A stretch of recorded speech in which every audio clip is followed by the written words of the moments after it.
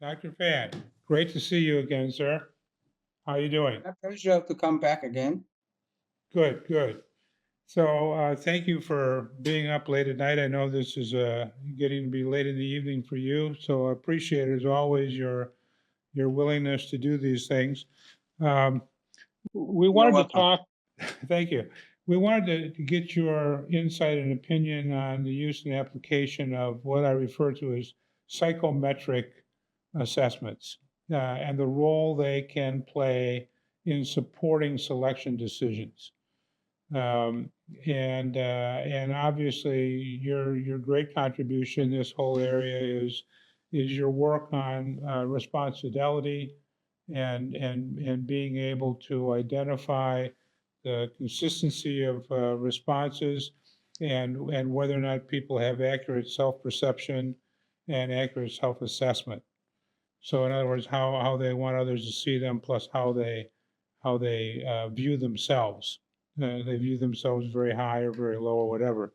So with that as a background, one of the things I think you and I are very much aligned on is that is the use of personality tests should always be, in our view, what we label as Big Five based personality tests. Could you talk about the Big Five and the importance and rationale for using Big Five based tests? Yes, I probably should start with introducing two major types of personality tests that we can see in the market. So Okay. there are two major types of personality tests. One is type-based, the other is trait-based. Big Hmm. Five model, we're talking about trait-based, Right. whereas we also have type-based personality test products such as MBTI and DISC. Hmm. There's a lot of Hmm. controversies and lots of debate on whether MBTI type of things is a good personality test. Of course, I recognize I'm biased. I would say type products such as MBTI probably is not the best personality test that used for selection for a number of reasons. First, we have lots of diversity. We have lots of people, many billion people in the world. MBTI try to simplify the entire population's personality into 16 types, which does not make sense. People are more complicated than just having 16 types. And second, the retest reliability of these types are very unstable. This is because they try to, dichotomize you along certain dimensions. So for on the extroversion, introversion dimension, if at time one you scored 49, they considered introvert. But a few weeks later, if you take the test again, all of a sudden, and your introversion score becomes 51, it will categorize as extrovert. As you can Right. see, and because of this reason, the retest reliability of types is very unstable. This is important because with different types, it comes with different implications for your career assessment, career development, everything that comes with it. So that's the second reason I don't like MBTI. And the third reason is there's no research whatsoever that shows the types can predict job performance. In other words, there's no criteria validity for type kind of personality test. In contrast, there's strong scientific evidence showing that trait-based personality test seems to have pretty stable retest reliability and can basically accommodate many different kinds of personality profiles, and also personality scores based on Big Five models seems to have pretty good predictive validity in predicting performance, turnover, those type of outcome variables that organizations care the most about, or business bottom line, so to speak. Right.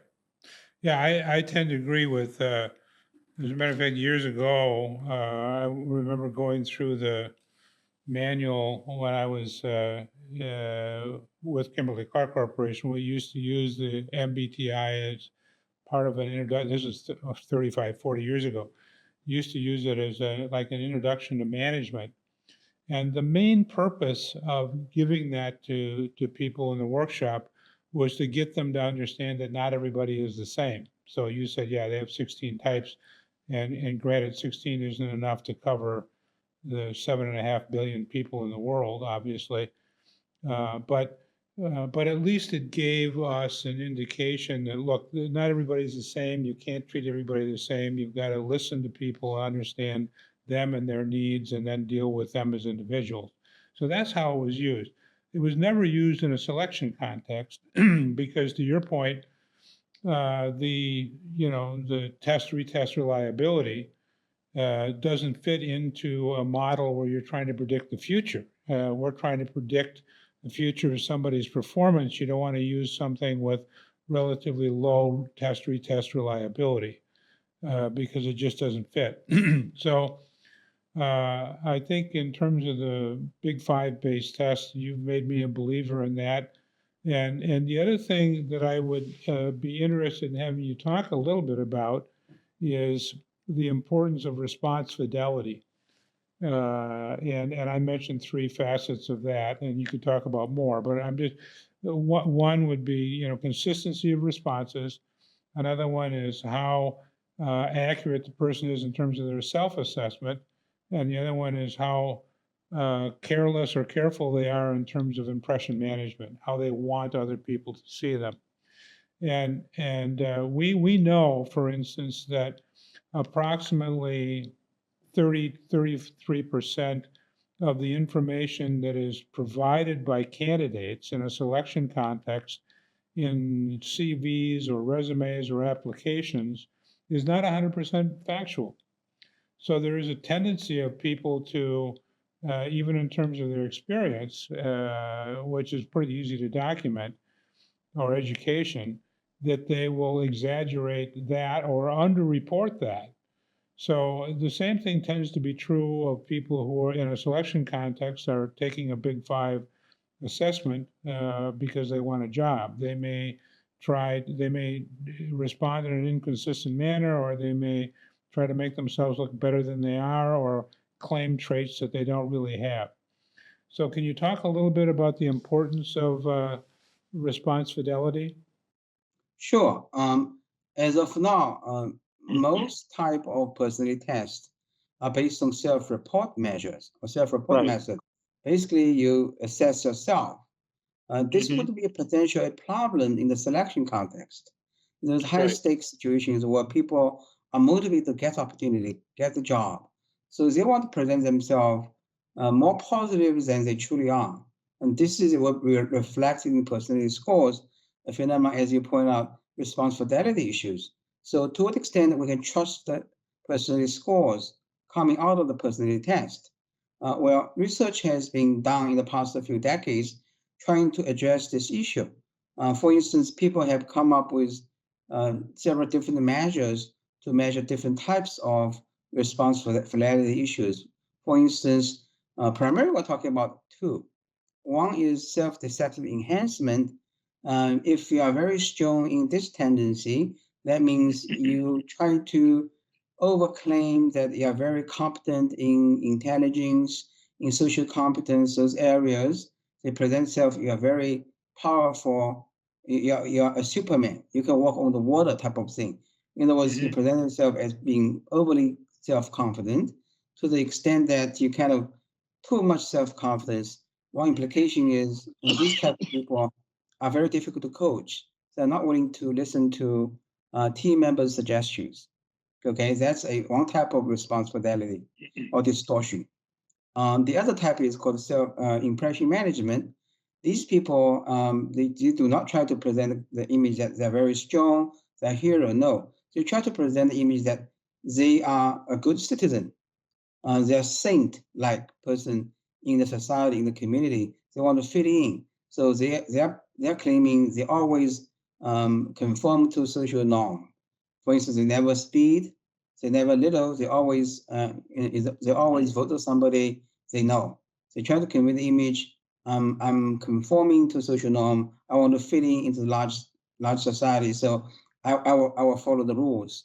So that's impression management.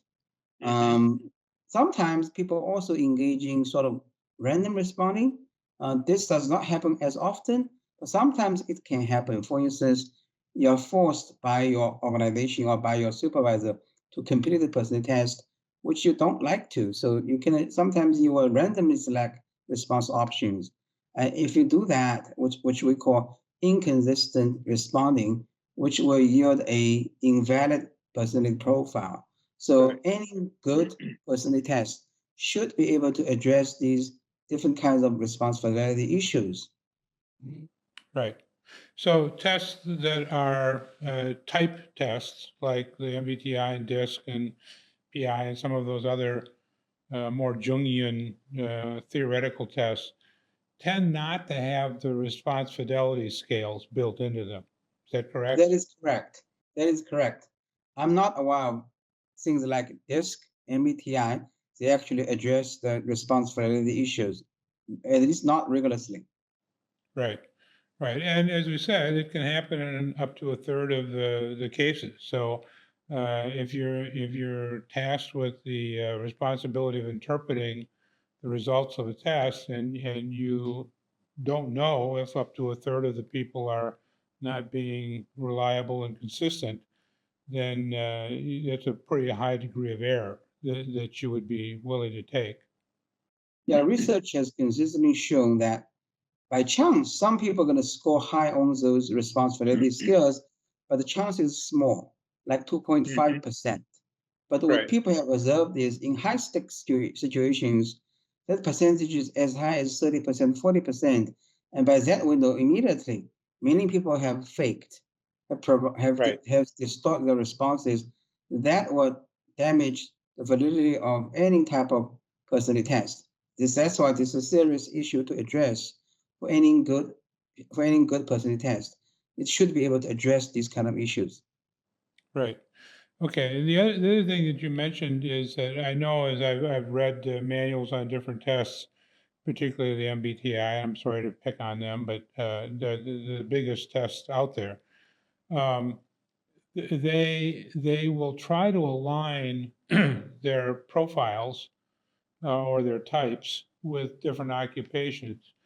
And I don't think there are any more than the highest of the 16 types is recognized by about 16% of the population. So it's really spread across a wide range of traits, and people who are successful in similar occupations often have vastly different trait type scores that come out of the MBTI or DISC or those types of things. So it just is absolutely useless in terms of predicting who's going to succeed and who's not going to succeed based on the type. I agree. For selection purpose, I do not recommend using type personality tests. Right. Uh, However, if for team building, for training, this kind of test can still be used in some situations. But I have personal bias. I would like to argue for selection purposes, we should use trait-based personality tests like Big Five model-based. And Right. even for training, for development purposes, we can continue to use trait-based personality tests.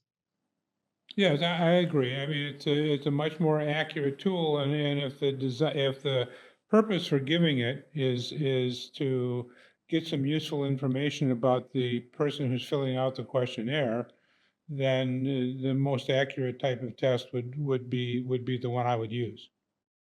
Mhm. Right. Okay. So tell me I a little also would bit. like to add that Go ahead.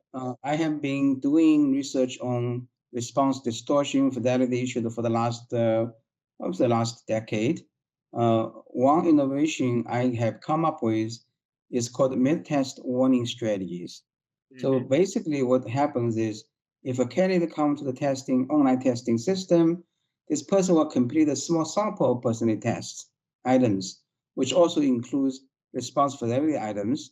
So once this person is done with the initial set of items, the system will quickly calculate their response fidelity scores. If the score indicates the person have faked, the system will send them a real-time warning messages, very friendly written real-time warning messages and give them a chance for recourse, they can basically start over again. My research shows in these cases, when they given second chance, the percentage scores that returned tends to be more accurate. There's more accurate description of their true personalities. Right, right. Yeah, I agree. I've seen that myself, and it certainly saves you as a company who's providing that. You don't have to go back to the client and say we got to have them retake the test, because that's a waste of time for everybody. So again, all of these things, when you look at what we're trying to do is build a higher and higher and higher level of predictability by the addition of various selection elements, and the personality questionnaire is one of those elements. And I can't remember off the top of my head now, Fan, but I want to say that it's as you go higher in the organization, like for selection of executives, the personality test becomes much more important. It's much more predictable in predicting success, because a lot of the research on the reason for executive failure has to do with poor fit. Mhm. Some estimates are as high as 80% of the reason for failure and in executive placement positions is because of poor fit. Now we're talking about people that you brought in typically from the outside. Sometimes it's internal promotion, but a lot of it is from people who are coming in from the outside, and that's where the personality tests are particularly important in an executive search. But tell me a little bit. Yes, I Go ahead. concur with that, because if you're already a high executive or at least the direct level people, you have proven you're competent in doing your work, at least in one organization. But can you achieve the similar good results at different organization, at different position? We don't know. That's why we need to do a selection work. But the Right. experience says, usually for those type of high level people, you do not worry too much about their expertise areas. It is something that's beyond their expertise areas that has huge impact that determines their success or failure. And that can be pretty nicely captured by personality tests. Now, for instance, when you go up into organizational system, you know, the ability to be able to work with other people, the ability to stay calm, to be able to handle stress, and the ability to be able to persuade and influence people, those traits becomes increasingly important. And personality tests can capture that pretty nicely and in a cost-effective manner. Again, I'm not saying the personality test is perfect.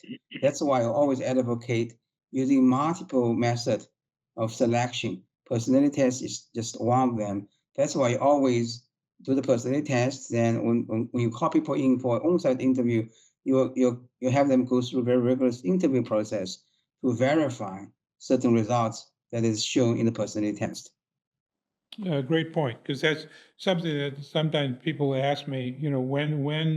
When should I be using the personality assessment?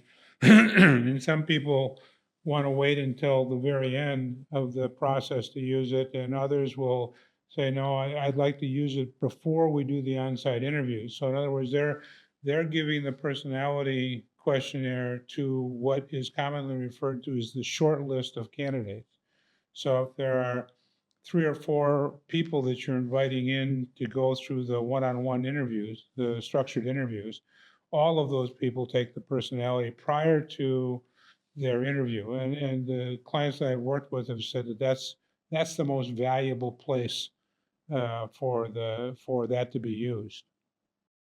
I agree. And also, it depends on the position you're hiring.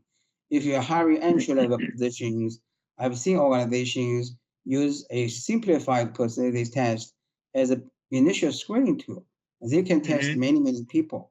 That's one way to use it. But for high level people, I would highly recommend give them the personality test prior to they come to the organization for on-site interview.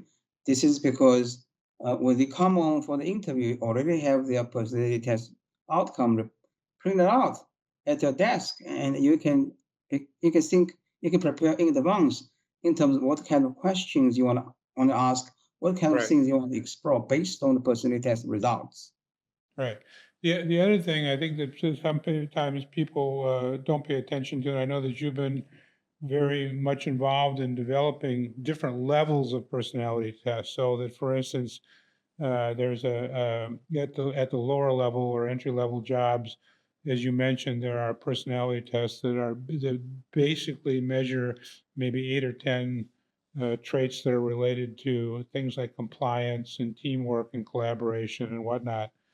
And then for individual contributor professional people, accountants, salespeople, marketing managers, and people who are not managing others, you can use things like a sales alignment questionnaire or a professional personality questionnaire. And then at more senior levels or managerial levels, there is like the management alignment questionnaire, which covers the full breadth of traits that are addressed by executive or managerial level positions. So there are, you don't necessarily use the same test for everybody. It's kind of fit for purpose, Yeah, definitely. You want to accommodate different needs. right? So one of the big interesting areas now in the last 20 years, we've done a lot of research in the IO community on things like the dark triad, okay, or the dark side, or whatever they want to call it, traits that can be terribly counterproductive and tend to relate a lot to what we would call narcissism generally, or Machiavellian traits, and there are all kinds of terminologies that get used at that level. But they're counterproductive behaviors that have to do with either an individual not aligning themselves with the goals and values of the organization, but doing things that are very selfishly motivated, or things that are highly political. And in both contexts, those tend to be counterproductive to the organization, where, working together as a team and sharing values outside of one's own personal interests are very, very important to success of the organization. Hmm. Yes, and this is primarily because if people high up in the organization, if they do something bad, it's really gonna damage the profitability of the entire organization, and that's why it becomes important to be able to screen out those people for high executive level positions. Right. And oftentimes these are because, at the most senior levels, that person is spread across a great number of people in the organization. So the opportunity for any one person to start to see some of these kind of productive traits is often hidden for 6 to 12 months, because they don't spend enough time with any small group of people to be discovered. And so by the time you start to discover it, the person's been in a position to do a lot of harm for 12 months or more. Yes, that's true. Research supports that notion. For instance, research shows people like narcissistic kind of people, they tend to make very good initial impression. People like them because they show they're Right. enthusiastic and everything is positive. And then you think highly of this kind of candidate, but once they come on board, once you begin to interact with them more intensively, over time, the negative side of narcissism comes out. It makes you very uncomfortable. But it's probably a little bit too late to find out 6 months later, oh, Right. that this person does not fit for these high level executive jobs. You've already invested a lot of things into the person. So it's a huge loss if you want to fire that person, but sometimes you have to fire them. So it'll be very efficient and very profitable if a specialized personality test can pick up those dark side personality uh, efficiently. Right. Right. Yeah. So I think, from there's a couple of things I'm hoping that people are getting out of this discussion. That number one, people should be using a Big Five test generally, whether it's for selection or training or whatever, because it's simply more reliable and more accurate. And the other thing is the themselves should have some response fidelity measurements because you want to make sure that the results that you're reading are accurate about the individual who's taking the assessment.